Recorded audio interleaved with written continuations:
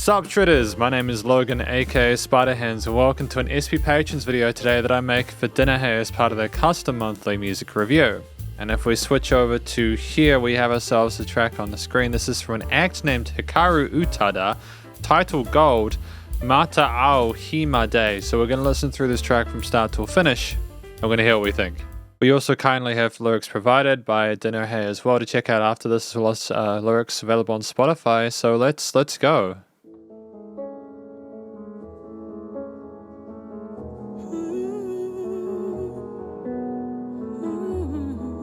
Really satisfying chord progression with that C major potentially.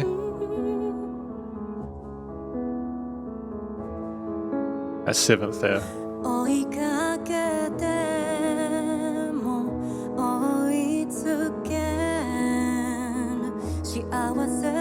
Actually, don't quote me on that.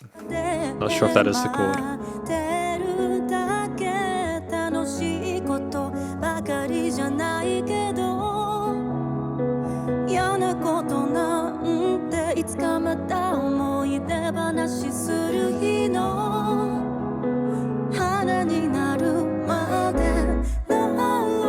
Fantastic vocal harmony, see a nice development.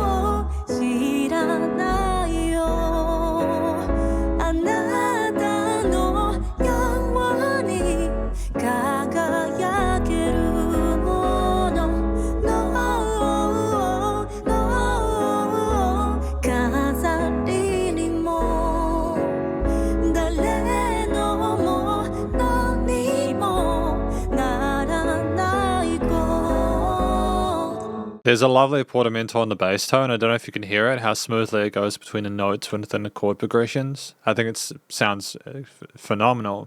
There's a really light sub-layerish synth pad there as well, which is kind of floating in the ether, similar to the range that Hikaru is in on the sides. Gradual, very careful and subtle development there compositionally, but very satisfying regardless.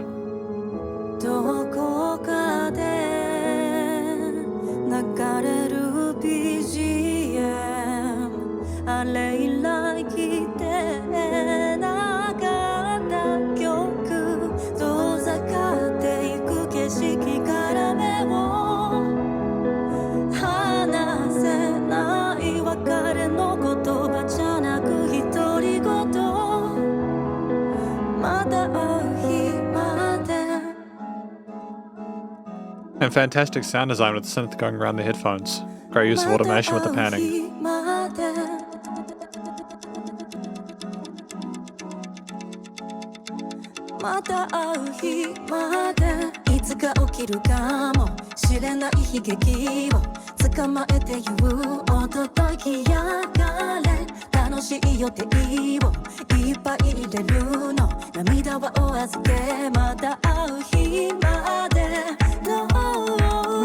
Nice few hi-hats in there, cymbals.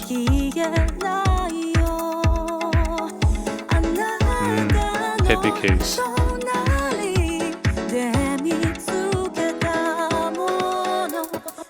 What I like about this part, as well as the keys that we had instantiated earlier in the intro, are now a bit sharper. They're a bit more energetic to match the flow of the percussion there with the chord note accents.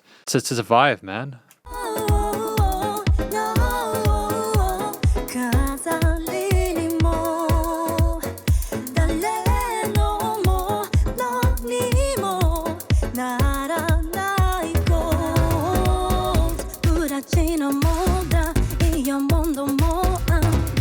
Oh, those stabs, those bass stabs are phenomenal, dude.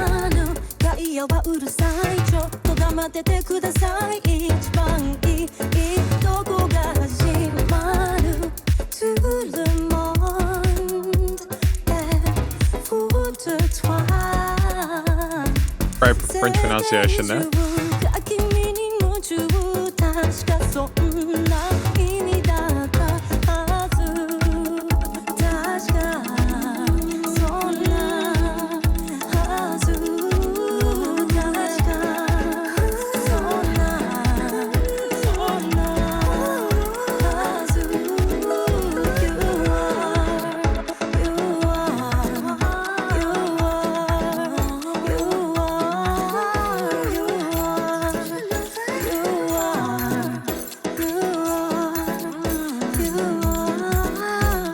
There's lots of different sounds within this. We do fluctuate between heavy bass resonances and upper pits, which kind of float a little bit.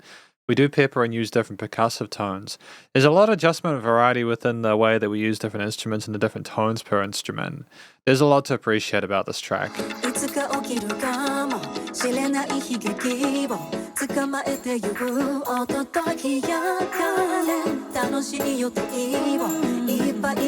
must be nice to be able to sing well, you know? Like, honestly, I'd love to be able to sing. It'd be fantastic to be able to sing. It's not how do I describe it? She just does everything within this incredibly well. I've got very little to no complaints. So apparently Hikaru Utada is responsible for the vocals as well as the composition and the lyrics. This is an original song tied into the Kingdom Unmei no Hono song. And we've got lyrics here. I think we've got English lyrics here. There you go. These are the ones that Dinnerhe links to. Got chasing it won't get you any closer to it. Happiness is just waiting nearby. Oh, okay. So we're talking about how we can't capture happiness if we run after it. That makes sense. That is a real thing. In most situations, anyways. No, I don't know anything else that shines like you. No gold that refuses to be an ornament or to be owned by anyone. So we're appreciating their free spirit, even though we'd love to have that ability to be by their side, you know? Can't look away from the scenery speeding away from me. Till the day we meet again. Tragedies that may occur one day, I'm going to capture them and say, fuck off, you belong in the past. Damn, so we're instantly putting the positive things in the past because the negative things in the past because we simply want to just appreciate the good times we have with that person, their gold. Platinum, diamonds, even Andromeda are no match for you. I assume we're talking about the star. Bystanders are making too much noise. Please shut up for a second. Damn, the entire world is crazy about you. You are gold. You are gold. Cool. I think I get it. And welcome to the conclusion of my review of this track from an act named Hikaru Utada, titled Gold Mata Ao Hi Made. Now, what do I think this track is about? I think we spoke about a bit of the lyrics in the lyrics section, but I effectively think that this tale is about Hikaru saying, look, I think you're wonderful, I think you're gold, I love you, I adore you, I think you're incredible, I know that I can't own you, you're a free spirit, you want to be able to have that kind of distance, but I look forward to the day where we can maybe have something a bit closer.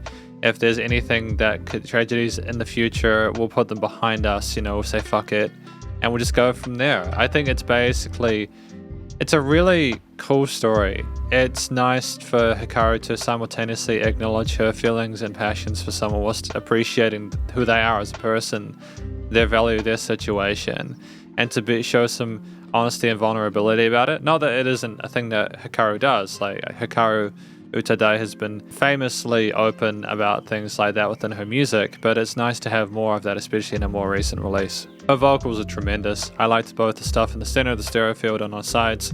We notched ourselves in different frequency ranges. The side vocals are a bit higher, herself in the middle, and that mid-range. Nice use of head and chest voice there, good vocal technique. Some legato, vibrato passages there. Lots of dynamic range of the performance capable of handling our technique at quiet and louder moments. And ultimately there's a very polished, pristine effort there that it shows her experience on the microphone, the tenure she has. And ultimately it's just, you know, it's really, it's commercial grade. I think that the way she told her story was cool, calm, and collected. There's passion in it, and again, a bit of vulnerability and some of the softness of some of the parts. But effectively, she gets to a midpoint where she finds sort of emotional, personal equilibrium, where she's more sort of direct and sort of frank about it, whilst remaining musical and poetic. And ultimately, that changed, I think, when the sort of the established basses and the drums come in and the keys get a bit more pep and stuff like that. I think that's when we start to get a bit more sort of firm about what we want and where we're going. We're not as sad about it anymore. And yeah, I think the vocals do suit how the story was told, and there's a nice connection there. The song at 4 minutes 12 is just outside of 4 minute sweet spot that I have for track reviews, but at the same time I nonetheless appreciate the effort that was put into it. I think that there was a lot of variety within the composition itself. We had a few key ingredients such as the keys, the synths, the bass, and the drums, as well as some other sort of more foliage stuff. But ultimately, there was always room for Hikaru's vocals in the mix. The structure itself, with the verse chorus, with its little instrumental bits, we had the vocals were the focal point for the vast majority of it. So that was okay because the vocals were groovy and sounded great. but just there weren't many other lead elements, if any other lead elements, basically. Hikaru was basically, from the moment the track started with the sort of low-key pianos, I think part of the reason why the piano sounded low-key was so that you knew that there were going to be vocals layered on top. It's just the way she does things, and that's absolutely fine. Beyond the structure and the way it paced, I mean, I don't think there was any filler within it. If I talk about a few of the instruments that I really appreciated, I think the keys were great. There was a nice contrast between the way the piano sounded at the beginning and at the end. I think initially we're a little bit unsure about things. We're a little bit sad sounding with the vocals, very somber tone, to the really beautiful sounding harmonies that we had there in the chord progressions. But later on, I think has become a bit more sort of like upbeat. We had a bit more sort of like spice to the playing. There were some accents, staccatos, and shorter notes, and it was a bit more it had a bit more of a groove to it. It was more rhythmical as opposed to a legato whole tone feel that we had initially.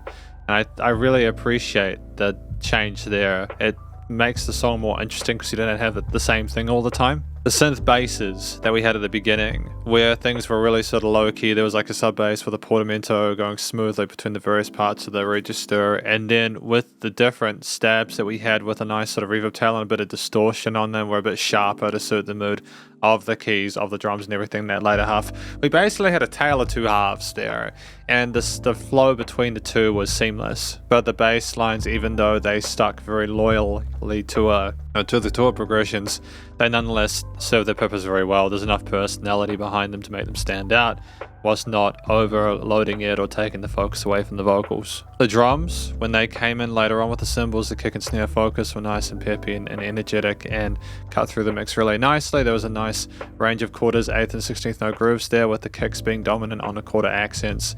It's a dance track, you know. It's got that movement forward, constant pace there.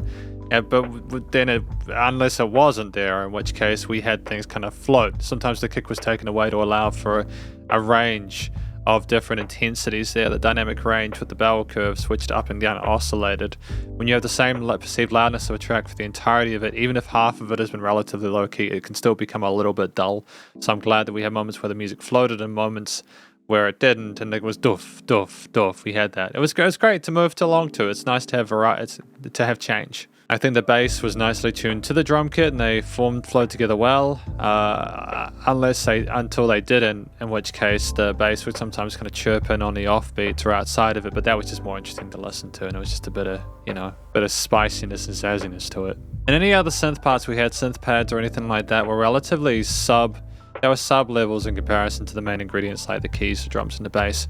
I think atmospherically, in regards to creating an environment for the music to sit in the storytelling, I think that was absolutely fine.